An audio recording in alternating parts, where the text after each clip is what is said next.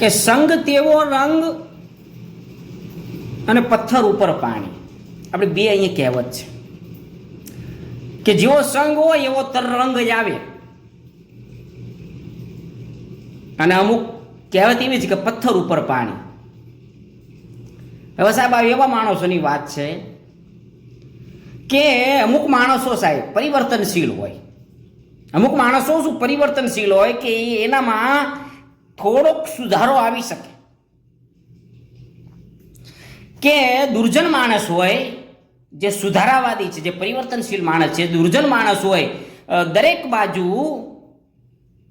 એમ કહેવાય છે નકારાત્મક વિચારોથી ઘેરાયેલો હોય, પણ એ માણસ પરિવર્તનશીલ હોય, પોતાના જીવનમાં સુધારો કરવા માંગતો હોય તો કોઈક સારા માણસના સંગમાં જતો રહે, સંગમાં જતો રહે તો એ દુર્જનમાંથી સજ્જન માણસ થઈ શકે છે.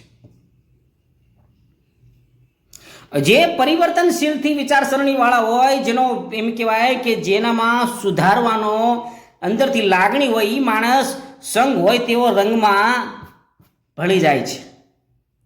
કે સારા માણસના સંગમાં જાય, સત્સંગમાં જાય, ધર્મના કામમાં જાય તો એને એ માણસને એ સંગની અસર પડે છે. પણ અમુક માણસો એવા હોય પથ્થર ઉપર પાણી જેવા કે પથ્થર છે એમાં પાણી નાખો તમે તો ઘડીકમાં એ કોરો થઈ જાય, એ પથ્થર લીલો થતો નથી. એટલે આપણે કીધું કે પથ્થર ઉપર પાણી. ઘણા માણસો એવા કે પોતાના જીવનની અંદર કંઈ સુધારો જ કરવા ન માંગતા હોય, આખી જિંદગી વહી જાય, લાગણીના ટેકે છેલ્લે હાલતા હોય, પણ પોતાની જે સ્વભાવ છે, પોતાની વૃત્તિ છે, પોતાની પ્રકૃતિ છે, એ પ્રકૃતિમાં સહેજ પણ સુધારો લાવવા માંગતા નથી. કે આ કરવું એટલે કરવું.